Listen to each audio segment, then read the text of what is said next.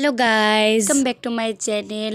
তো আজকে আমি চলে গিয়েছিলাম আমার দিদির স্বাদের অনুষ্ঠানে। তো দেখো আমি এখানে রেডি ফেডি হয়ে ওর বাড়িতে চলে গিয়েছি।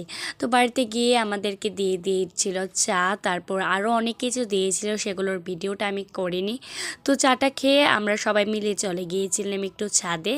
আর ছাদে গিয়ে দেখো এখানের মধ্যে অনেক সুন্দর একটা গাছ উঠেছিল, সেটার একটু ভিডিও করছিলাম আমি। সো ঘরে এসে আমরা দেখছি স্বাদের অনুষ্ঠানের জন্য অনেক খাবার দাবার রান্না করা হচ্ছে। তারপর আমিও একটু এখানে রেডি সেডি হয়ে গিয়েছি ফটোশ্যুট করার জন্য।